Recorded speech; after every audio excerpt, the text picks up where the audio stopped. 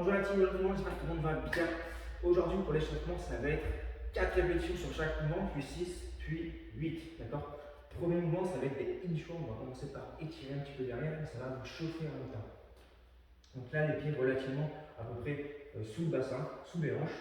Je viens justement poser les mains, mais en essayant de garder le plus possible les jambes tendues. Donc selon la mobilité de chacun, on sera tous plus ou moins fléchis. D'accord. Il n'y a pas de souci là-dessus.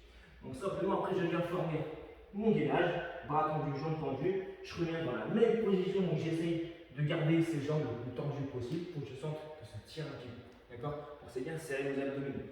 Donc du coup, vous avez 4 répétitions. Ensuite, vous avez 4 squats au poids de corps. Je descends progressivement. J'essaie de casser la parallèle à chaque fois. Derrière, 4 gainages dynamiques. Donc là, vous allez passer sur les coudes. On est sur un gainage, jambes tendues.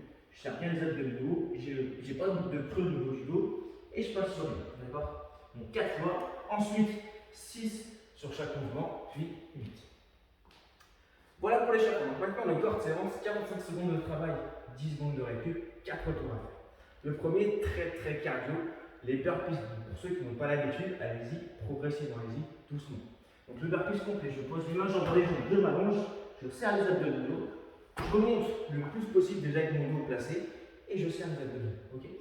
Max de rep, il en faut à peu près une quinzaine si possible, d'accord. Vous êtes sans approcher, voire de dépasser bien sûr. Derrière, GTO. Alors je sais qu'on n'a pas tous une plate à la maison, ok. Le GTO, vous pouvez le faire avec différents matériels. Moi aujourd'hui, je vais prendre le scambol, le ballon.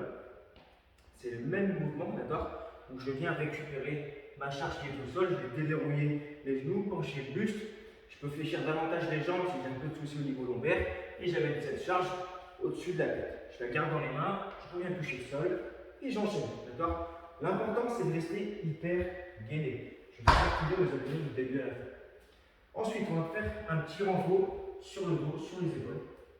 Y, T, W. D'accord. Soit sans charge, soit avec des petites charges dans les mains. Donc là, jambes tendues. Je me place sur la première lèvre, le Y. Donc je forme un Y avec mon corps, mes bras. Je maintiens cette position une seconde. Je passe en T. Et là, en W, je viens resserrer les omoplates. Je décolle légèrement le buste.